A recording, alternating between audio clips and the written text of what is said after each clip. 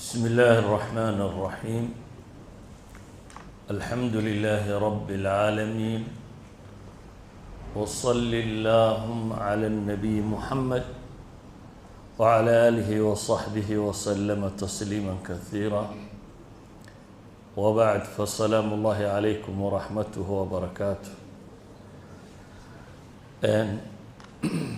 وقت كوبان إن شاء الله تعالى بنسكو ديدونا إن نهضله موضوع كصابسن التزكية.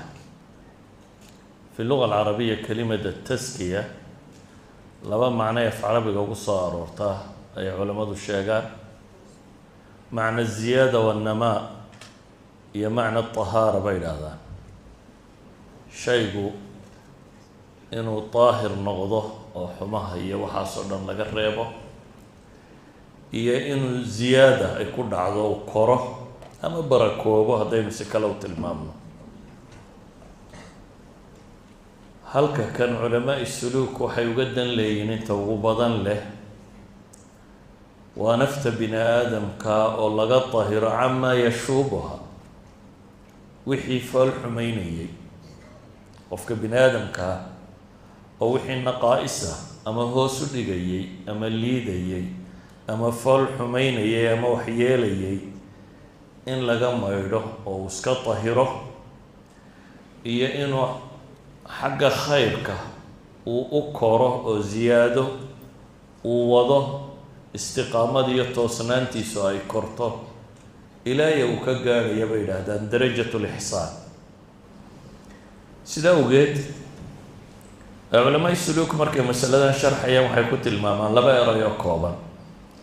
waxay dhahdaan taskiyadu waxay samaysaa wax loo yaqaano altakhliya wataxliya. takhliyadu waa sidaynu soo sheegnay nafta oo waxyaabaha xunxun laga dhowro ama laga nadiifiyo, oo waxyaabaha jira nafta bini aadamkaa hadday u weecato shar aada u badana sida xaasidnimada, riyaaga iyo istuska, kibirka iyo isla weynida, adduunya jacaylka iyo wixii la noocee radaa'il shareecada ay ku tilmaamtay. cagsigeeduna waxa weeyaan inuu qofku isku qurxiyo oo ku labisto libaasi taqwa oo ah wixii ilaahay raalli ahaanshiyihiisa keenayay ama wixii fiicnaysiinayay dhaqanka isaga iyo alle u dhaxeeya iyo dhaqanka isaga iyo aadanaha u dhaxeeya. eraygan waxa ku macno dhow eraygan la yidhaahdo atarbiya. culamada badh isku macnay ka dhigaan. tarbiyadu waxay yidhaahdaan waa nafto kamaalkeeda la gaadhsiiyo halka ay ugu sarraysa, laakiin fii nadari waxaan u malaynaya inay kala macno ballaadhan yihiin, waayo tarbiyada waxyaaba aan soo gelin taskiyadaa soo gala, maalan tarbiya alcaqliya aw tarbiya aljasadiya aw kada, laakiin taskiyadu inta badan waa wax nafta iyo dhaqankeeda iyo ruuxdeeda iyo akhlaaqiyaadkeeda ku kooban. culamada bar waxay yidhaahdaan altathiir aw altahdiib ayaa la macnaa, laakiin waxaa laga yaabaa inay iyaguna ka macno gaaban yihiin, waayo tathiirku waa xagga danaska iyo nijaasta iyo waxa xunuun in laga maydho, laakiin dhinacii namaaga iyo koritaanku kuma jiro. tahdiibkuna waa la mid, tanqiya mimaa yuciib bay yidhaahdaan, waa shaygoo laga safeeyo wixii caabeynayay. soo duuduub oo erayga kan waxay culamaai nafsi markay ka warramayaan ay ku tilmaamaan, ama culamaai suluuk baan u jeedaa, wuxuu cagsi u yahay bay yidhahdaan altadsiya. tadsiyadu waa idkhaalu shayi fi shay aw taxta shay, shay aada wax xagga hoose ka geliso. ayumsikuhu calaa huunin am yadusuhu fi turaab baa ilaahay tilmaamay markii laga warramayay dumarkii ay xabaal nololin jireen, maciiddu ku aasi baa lagu tilmaamayay. tadsiyaduna waa nafta oo wixii xaqirayay ama liidayay ama xumaheeda muujinayay aada ku dhaqan siiso. haddaba eraygan haddaynu intaa kusoo dhaafno macnihiisa guud ee la tilmaamayo si aynu u fahmno waxaynu u soconno o dhan. taskiyadu waa laba nooc bay idhaahdaan. midi waa nooc fitriya waa abuurka ilaahay bila aadamka ku abuuray walaqad khalaqna al-insana fi axsani taqwiim siiba inta uu caruurta yahay ee aanu wacwacadka baranin oo nebi muuse markuu khidir la hadlayay waa kii ku tilmaamayay aqatalta nafsan zakiya bigayri nafs waxaad dishay naf zakiya ah ay musakaata naf daahira naqaale aan dembi loo qorin ilaahay taqaano maskiinada ama malagu markuu maryam la hadlayay waa kii ku lahaa inamaa ana rasuulu rabbiki liahaba laki gulaaman zakiya taa maaha taynu inagu u soconnaa taynu u soconnaa waxa weeyaan ataskiya almuktasaba waa taskiyada qofku uu shaqaysto ama la kasbado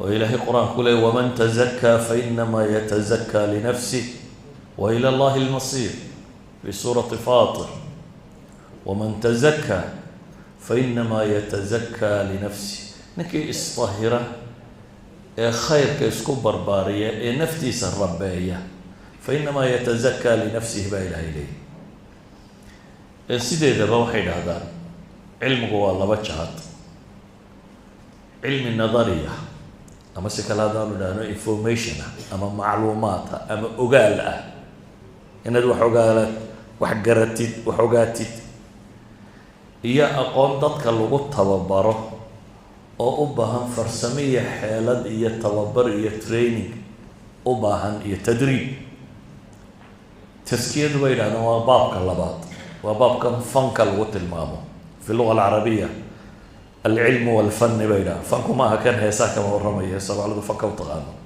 waa alfanni alcarabi luga alcarabiya waa fanka loo yaqaano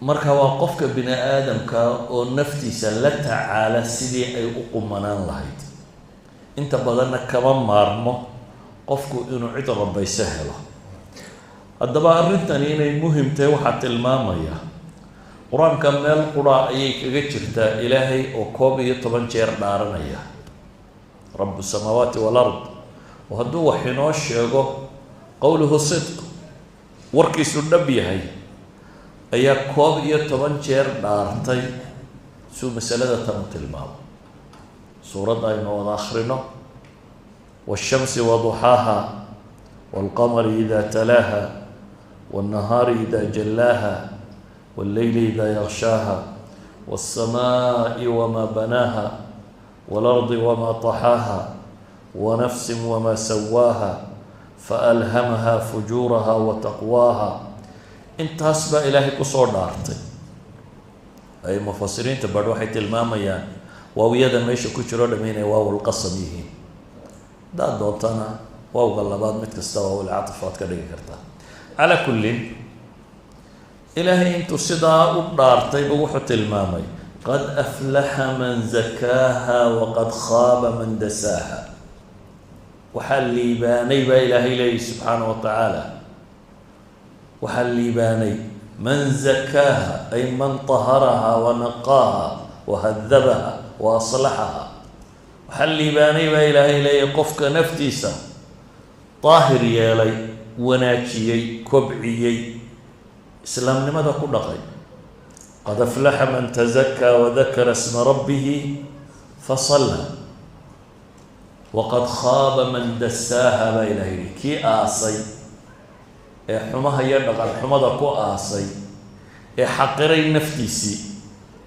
waayo nafta bini aadamkaahi marna way kortaa oo mar kastoo la dhilo ereyga dhelitaankiisa ma taqaanin usha markaad goosato xoolaha intaanaad ku kaxayn waa la dhilaa wixii qodax iyo kurtina laga dhilaa si ay dee neefka wax kaaga yeelin nafta bini aadamkii qodxayska leeday waxay jeceshay in la ammaano waxay jeceshay mararka qaarkood inay muuqato waxay jeceshay xoola inay hesho waxay jeceshay wax badan waxaasi wuxuu u baahan yahay qofku inuu la tacaalo oo dhilo oo ka fiiqo ilaa ay naf quman ka noqonayso oo ilaahay sharcigiisa ku qumanaanayso haddii la dhili waayo xumaha xag kale uga dhacda ilaa ilaahay qur-aanka ku tilmaamayo in hum ilaa kalancaami bal hum adallu sabiila ina shara الdawaabi cinda allahi sum اlbukmu. ilahay wuxuu ku tilmaamayaa waxa dhulka kor socdaba waxa u shar badan mushrikiinta, waayo xumahay xagga kale uga dhaceen. arrinkani muhiimadiisu waxay culammadu yidhahdaan waa wadiifatu اlanbiyaai wa rubcu risaala bay ku tilmaamaan. taskiyadu waa shaqada nebiyada loo soo diray. ilaahay nebiyada waxyaabuu usoo diray taskiya ka mid ah. sida awgeed ayuu nebi muuse fircoon markuu yimi muxuu ku lahaa, faqul hal laka ilaa an tazakkaa wa ahdiyaka ilaa rabbika fatakhsha. waxa uu ugu yeedhayay fircoon waxay ahayd taskiyat اlanfus, naftiisa inuu tahiro oo najaasiye xumo iyo waxa kanuu ka tahiro. waxaana loo tilmaamay waman yaأtihi muؤmina qad camila الصaalixaati faulaa'ika lahum الdarajaat اlculaa jannaatu cadnin tajri min taxtiha alanhaaru khaalidiina fiiha wadalika jazaau man tazakaa baa ilaahay. sidaa awgeed ayuha alaxiba, culimmadu waxay dhahan waa rubci risaala. nabiga calayhi الsalaatu wasalaam risaaladii loo soo dhiibay 4 meelood marka loo qaybiyo meelba ah bay leeyihin mas'alada tan. oo ilaahay markuu u mano sheeganayo muslimiinta 3 aayadood ee loogu mano sheeganayo iyo aayadda nebi ibraahim uu ku ducaynayo, 4 aayadood ee qur-aankii waxay ku soo arooreen mas'alada tani inay tahay rubcu risaala. kamaa arsalnaa fiikum rasuula minkum yatluu calaykum aayaatina wayuzakiikum wayucallimukum alkitaaba walxikma wayucallimukum maa lam takunuu taclamuun huwa aladii bacata fi lummiyiina rasuula minhum yatluu calayhim aayaati wayuzakiihim. ambiyada 4 shay baa loo soo diraa. ka koowaad waxa weeyaan talaawatu lkitaab, qur-aanka inuu dadka ku dul akriyo. qur-aanka inuu ku dul akriya macnaheedu waa maxay? waa inuu xujada ku oogo. dadka badh baa ilaahay ogiyey aan rabbiba rumayn doonin, fii cilmi lgeyb ilaahay ogiyey, biikhtiyaarihim ku diiday inay ilaahay rumeeyaan. oo hadday sidaaba ahaayeen maxay risaalada kuwan u tiraysaa? waxay u tiraysaa aakhire inaanu cudurdaar helin in xujada lagu oogo. marka ambiyadu kow waxay u yimaadaan dadka inay xujada ku ogaan, macdiratan ilaa rabbikum walacallahum yattaquun. ilahay wuxuu leeyay cidna ma cadaabna xataa nabcatha rasuul, inaanu soo dira mooyaane. waxaa loo soo dirayna lianlaa yakuuna linnaasi cala allahi xujatun bacda arusul. marka shaqada koowaad ee ambiyadu ay qabtaan waxa weeyaan dadka inay xujada ku dul ogaan. xujaduna qur-aankay ku dhantay. qofku dadka badh baa is idhahdaa dadka haddaad rabto inaad hanuunse falsafad u akriyo, saynisu sheegiyo kanu sheego, waxba kama jira. waxaa ilaahay xujadiisu kitaabkiisa ku taalla. hadday daliil caqliya tahay, mid maangala tahay, mid cilmiya tahay, mid kasta tahay, qur-aankaa sheegaya. xujo waxa ugu filan qofka markaa qur-aanka in la fahamsiiyo, qur-aankaa inuu fahmo ayaa xujo ugu filan. mid cad iyo mid madow iyo mid brofessor iyo mid miskiina iyo mid caalima iyo mid reer baadiya waa isku mid. cinda allahi halkay ku jirtaa. marka shayga koowaada rususha loo soo diray waa yatluu calaykum aayaatina, inuu idinku dul akriyo aayaadka yaga oo inuu xujada dhammaantiin idinku oogo. dadku markaa 2 fariiq bay noqon doonaan, kuwa ilaahay raacay iyo kuwa ilaahay diiday. kuwa ilaahay diiday iyaga xujadaasaa lagu wadaya. kuwa ilaahay raacay markaasee aqbalay qadiya thaaniya ugu muhiimsane markaa uu u baahan yahay waa maxay? waa wayuzakiikum wayuzakiihim. waa taskiya, waa masaladan aynu ka warramayno. waa in qofkan la tahiro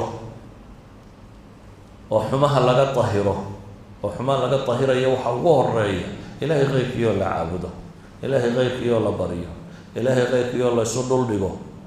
ra'su lkhati'a waa kufr, dabeetana macaasida waa weyn, kadibna dhaqan xumada isaga iyo bini aadamka dhex mari karta, kadibna waxa allaaliya wixii qofka bini aadamka naqiisa ku ah, wixii xumo ku ah oo dhan waa taskiya.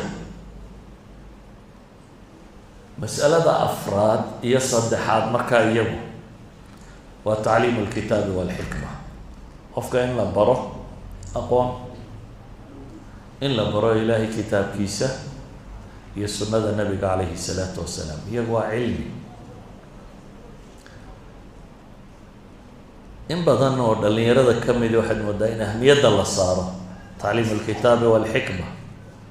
haddaad aqoon barato asaanada rabbaysnayn, jafaafnimo iyo dhaqan xumo kaa badanaysa, iyo dadka inaad diintaba kasii fogeysa inaad ugu yeedho daaya. marka asalka waxaa ah caamo iyo culamada dadku inay musakiin noqdaan.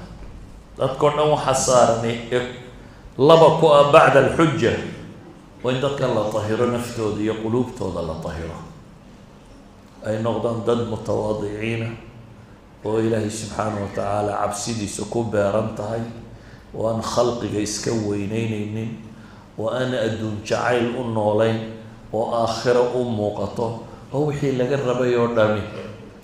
intaa kadib baa waxaa lagu tilmaamay culamadu yidhaha wayucallimuhum alkitaaba waalxikma, in la baro xikmada oo sunnadii nabiga calayhi salaatu wasalaam ah iyo kitaabka alle subxaanahu wa tacaala. idan waxay dhahdaan afartii shay ee risaaladu ka koobnayd ee ilaahay ugu manno sheegtay, manno sheegadku yacni ugu gallad sheegtay, ilaahay nicmadu dadka siiyey uu ku tilmaamay rubuceed, afarta mid ahaani waa maxay? waa masalati taskiya. casriyada dambe waxaa yar dad murabbiina oo dadka taskiyeeyaa yar. macluumaadku waa badan yihin, macluumaadku waa badan yihin. cilmu suluuk dhigistiisa iyo barashadiisa iyo ku dhaqankiisa waqtiyada dambe aada buu u yari. laga yaabaa culumta kale, fiqi matalan markaad barato, nacam wixii wax kaaga asaxayeen amay kaaga burayeen maad baranaysaa, wixii xalaal iyo xaaraan maad kala baranaysaa. laakiin matalan salaadu waxaana way ku asaxdaa, waxaana way ku burtaa, laakiin inay dhaqankaaga doorisaa waa masalo ka baxsan burinta iyo asaxidda, waa masalo ka baxsan. inaad ku khushuucdaa waa masalo ka baxsan. inay salaadii rabbi rabay noqoto ee maqsuudkeedu ahaa tanhaa can ilfaxshaa'i waalmunkar inay gaadhaan waa masalo u baahan rabaayad kale. walidaalik culamadii waaweyneeda hore markay wax ka baranayaan umay iman jirin inay macluumaad ka qaataan, waxa uga muhiimsanaa samtiga iyo dhaqanka iyo zuhdiga iyo suluuka inay ka bartaan baa ka muhiimsanayd inay ka qaataan macluumaad iyo information. yani jaamacadaa la tago information baa laga soo hela, waa macluuma, laakiin transformation lagama helo, isbeddel ma sameeyaan. qofkana waxaa ka muhiimsan inuu macluumo helo, inuu isbeddel samayn karo.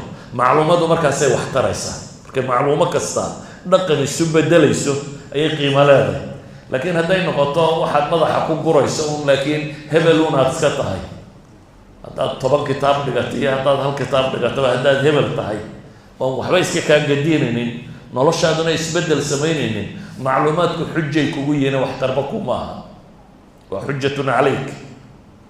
aakhira aday dhib kugu haysaa dheeraad yaraad baratay ee dhaqanka loo bedeli waayo. sidaa ogeed baa ducadii nebi maxamed waxaa ka mid ah calayhi salaatu wasalaam, xadiidkii saxiix muslim ku yaalay jus ka mid aynu soo qaadiye, allahuma aati nafsi taqwaaha wazakiha anta khayru man zakaaha anta waliyuha wa mawlaha.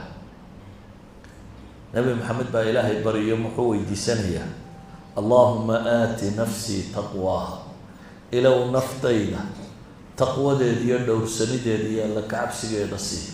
ilow adaan ku weydiisanaynaa inaad jidkaana marisa buu leeyahy. zakiha, ilow tahir oo khayrka ku barbaariyo, ku koriyo, ku kobci. anta khayru man zakaaha, cid daahir yeesho, nadiifiso oo kobciso oo korisa, ilow adaa u khayr badan. anta waliyuha wa mawlaaha. idan ayuha alaxiba, matlabkan ah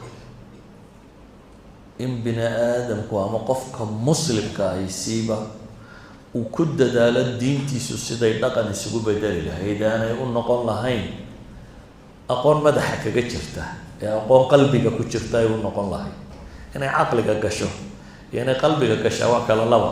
qalbiga hadday gasho waxbay bedeshaa, caqligasi hadday gasho dee waa macluumaatun waa waxaad ogaatay. ilaahayna qur-aanka wuxuu ku tilmaamaya inuu isagu bixiyo mas'aladatan dariiq kaloo laga raadiya inaanu jirin. walowlaa fadlu llahi calaykum waraxmatuh maa zakaa minkum min axadin abada walakina allaha yuzaki man yashaa. ilahay wuxuu leeyahy haddii lala yahay ilaahay dheeraadkiisa iyo naxariistiisa qofba idinkama daahireen baa ilaahay leeyahy subxaana wa tacaala, laakiin rabbaa daahiriyo taskiyeeya oo zakaa u sameeya ciddii uu isagu doono. sidaa awgeed ayuha alaxiba ayaynu waxaynu tilmaamnay qur-aanka aayaadka soo degay ee ka warramaya shaqadinka ambiyadu afartaa shay inay yihiin kuwa ugu muhiimsan ay ka mid tahay. taskiyadu markay xad gaadho way isku macnay noqdaan, xataa taqwada la tilmaamo oo ilaahay waa ka qur-aanka ku leh wasayujannabuha alatqa aladi yu'ti maalahu yatazakaa. waxaa naartaa wax gubta laga fogeynaya maxay? alatqa, kuwa ilaahay u cabsi badan leh. cabsida ku sugan waa kuwee? waa kuwa xoolahooda bixinaya iyagoo taskiyatu nafsi raadinaya, tathiiru nafs. haddaynu intaa kusoo dhaafno taskiyadii anwaacdeeda iyo ahmiyaddeeda iyo inay rubcu risaala tahay iyo rususha shaqadoodii inay tahay, wadiifatu lambiyaa inay tahay, waxaynu ku gebagabayneynaa dariiqa waxaan loo maraana ma aha dariiq ka baxsan waxaa nusuustu sheegayso. yacni dariiqii nebi maxamed calayhi salaatu wasalaam mid aan ahayn dadka barh baa tijaabiya, laakiin qiimo badan ma sameynayso. waa laga yaabaa techniqueska farsamooyinka qaarkood qad tusaaciduk walaa tusakiik, inay markaad waxaan sameynayso wax ku taarto, laakiin taskiye ma helaysid. maadaama ilahay leey walowlaa fadlu llahi calaykum waraxmatuhu maa zakaa minkum min axadin abada walakina allaha yuzaki man yashaa wallahu samiicun caliim. waxaan leenahay taskiyadu waxay ka bilaabantaa tawxiidka, oo ciddii tawxiid weyda shahaadatu an laa ilaaha ila allah wa ana muxamadan rasuulu llah cidda weydaa ma taskiyoobayso. taskiyada aynu rabnay shareecadu ka warramayso kow waxaa asal ah tawxiidka inaad xaqiijiso, oo tawxiidka laftiisa ayaa badhna yahay macluumaad madaxa gala, badhna uu yahay tawxiid camaliya. tawxiidka macluumaadka madaxa gala waa inaad garato ilaahay inuu keli yahay, asmaa wa sifaat fiican leeyahay, isagu dunida tan maamulo, keligii la baryo, aakhire inay jirto, janno iyo naar inay jiraan, rasul ilaahay inuu soo diray, kutubi inay jirto. waa masaa'il cilmiya waa inaad garataa. laakiin tawxiidku goormuu macno sameynaya? markay waxaasi dhaqankaaga ka muuqdaan. muraaqabada tani ilaahay markaad rumaysantay in alla ku arkayo, asmaadii aanay ahayn asmaa kalaamiyo cilmulkalaamku si uga warramayo kalunaad uga marranto oo muran u dhalisa, laakiin ay noqoto asmaa iyo sifaat noloshaada macno ku beera. ilaahay waa caliim markaad barato inuu caliimiyey, inuu khabiiriyey, waxay keensanaysaa inaad yaqiinsato wixiisu inay saxyiin, ku kalsoonaatid, shaki kusoo gelin. markaad barato ilaahay inuu xaafid yahay, raqiibiyey, waxaad ku kalsoonanaysaa inaad tala saarato isaga. markaad rumaysato inuu qawiyun casiiz yahay, waxaad rumaysanaanaysaa isagu inaad ku tiirsato, makhluuqu inaanay waxba ahayn. idan tawxiidkii aada rumaysnayd baa wuxuu isu bedelaya sulugaaga inuu wax ka bedelo, dhaqan inuu noqdo, inaanu noqonin macluumaad murana unaad muctasila kan tiriya jahmiya kan tiri aanad ku murminune, inuu isu bedelo wax dhaqankaaga wax ka bedeli kara oo iimaan kordhin kara. markaasuu noqonaya tawxiidkaagii tawxiid midhihii la rabay dhalinayay. waxa keena baynu leenahay taskiyada tani waa cibaadaadka dhabta ah, waa cibaadaadka sidoodii loola yimaado. إلهي مقاصد عبادات كم حكوت المامية كو مقاصد ودوا كم إن هذا أجر كهشة وكم إن الدمدة البرية شان آخر الوقوع أفسد مثلا سلام بتكتي هدي واحد مبطلات أنا تلاقي من السيد اللي يقولوا تكون هتسجل تكتي إجزاء شيء ينفق هذا يكون عضو والله يبقى آخرين الوقوع أفسد من سلام دي ما تكني لكن واحد كلاس صورة قال هنا أكثر بني هرينا أصورة قال كويلنا ها عشورها بيهلي أنا ما تصعها ما حقوها صيصان تمر هدي 10% عدي هلي شيء لا 0% عشان أنا واسك صورة قال ما 1% ما 3% إذا صلاة دين وده تكني قفنا إنه 80% 70% 90% هلو كانوا ليش يسوي حبي كبدليسا والله هو سلوكي سيادة كيسي بدليسا تسكيده إنه شيء النبي يدو نقونيسا قفنا وحلقية ما هنا يوم كرد عضايا وصلاة دي آخرا ما تكنينا الله قفصنين لكن إننا نلشي سفات كي لو باهنا كل هاي that's why إنه أركي إنه تتسفلوا الكنا كتيرا توقنا تتسفلوا الكتيرا خيامة بدن تتسفلوا الكتيرا بين شيء تتسفروا الكتيرة وعبادتي يوحي للربيع أنا يمرد عليه أنا تسفروا الكتيرة وحي بلشة كودي بتيه وحي الدولة كودي بتيه وحي حاجة لا قدر ببعض سمارسه تسفروا الكتيرة وهذا ندت كبوبتي وردول كبوبتي وما نويد تسفروا الكتيرة والرب شيء ويده وحسوي دارسته خياميسي تسفروا الكتيرة وحرد عن وحويا تسكية النفس بمقال معلومات كأذكرنا إنسان ومعرفة ديني سمي بدلنتي إلا الربي ما ينقولين نولش وحكي بدله سأوجد قف كم بني آدم كالليل هذا وح ملك هاجن معها ووح أمر ربوبة أو كرة أو قبعة أو حاجة ملك أو صعدة إلى حد إيجابي كران دك عادي ما ها أنبياء الرسول كما ورميه قال النبي لها هذا إلهي كل أرتان إلهي دارت ودوا فلنيا والله ساسي نقول سهدوا إلى هذا إلهي وكردك يسدي وكل أرتين نقطة وما هي قال لك عبسي سي يا محي سلوك سي دقة كيسي بحد كان جالسي بني آدم كقارن حاجة كلا يصعد آدم لماذا ما هو يحن عام حيوان كاين نقضان بل هو يسير دافن بل هم ضل إن شر الدواب عند الله الذين كفروا كإلهي ليه وشر الدواب إلهي وحلولك قرص عضائيك وشر بدل ولقد خلقنا الإنسان في أحسن التقويم ثم رددناه لقد خلقنا الإنسان في أحسن التقويم كإلهي ليه حلو عيسي ثم رددناه أسفل سافلين أسفل سافلين كمعنوي كمادي هيدا بي تتكبر بقى أسفل سافلين كمعنوي ونغضة انت الهي سفي عنه ابوري لكن نفتي سمرك الربوب ويدين نقضي بحر بني ادم كعونه او دافاي حيوان مدى درجه دي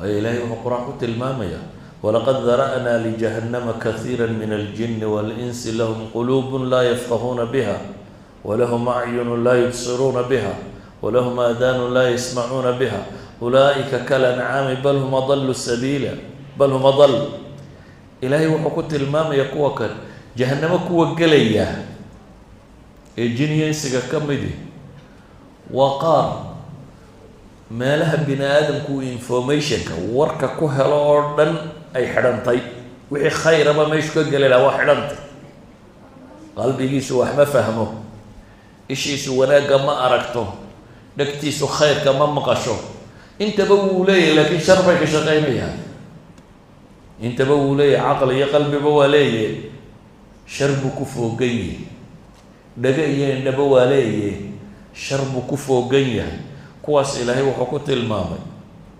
اولئك كالانعام بل هم ضلوا السبيل بل هم ضل كواس هو حولها نواكلي تنبا الهي سبحانه وتعالى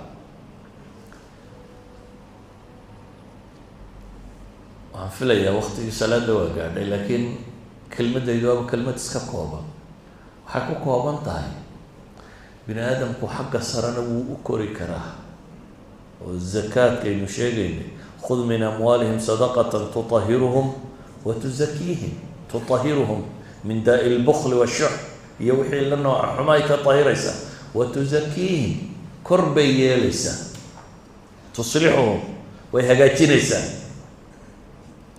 dad acmaashoodoo dhamme markaa ay taskiya u yihiin oo ay nadiifinayso iyo dad acmaashoodoo dhami tadsiya ay u yihiin ay aasayso xabaalayso qofka muslimkaana waxaynu leenahay bacda shahaada waxa laga rabaa waa inuu naftiisa rabeeyo inuu naftan rabeeyaana waktay qaadataa bini aadamku maaha wax inta wax loo sheego dabeetana saasuu iska yeela xataa ma aha bini aadamku wax caqliga si toosa u adeegsada dadka baad maqlaysa kule caqlaan leenahay su-aal quraa ku weydiiyo bini aadamka dunida ku nool wax sigaarku uu fiican leeyahay inaad maqashay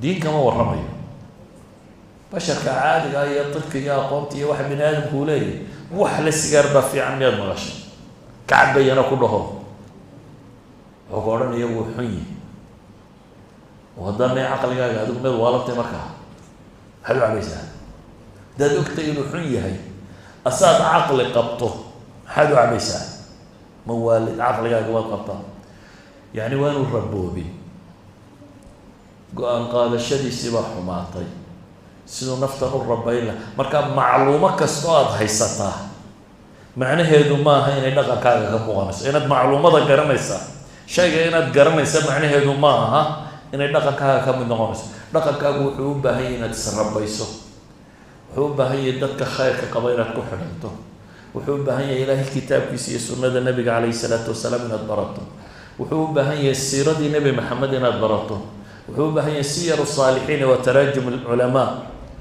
maxaa had iyo goor taraajimta culamada loo qoraa waxaa loo qoraa dhaqankoodan in lagu daydo manaaqib alculamaa iyo taraajim alculamaa kutubtan waxaa ka warramaysa waxa loo qoray waxa weeyaan in sabtigoodii la barto hadyigoodiiyo si ay u dhaqmayaan in la barto si loogu dhaqmo waxaan leenahay markaa tawxiidku taskiyu sameeyaa cibaadaadku taskiyay samaysaa adkaarta la samaynaya taskiyay sameeyaan waxaan oo dhan waa waxa nafta rabeeya laakiin waa marka aan macluumo ahaan loo qaadanin ee loo qaato dhaqan ahaan la ysku dayo in lagu raboobo naftu marka hore weecweecadkeedu wuu tiro badanayaa laakiin waxay u baahan tahay wakti in lala daba taagnaado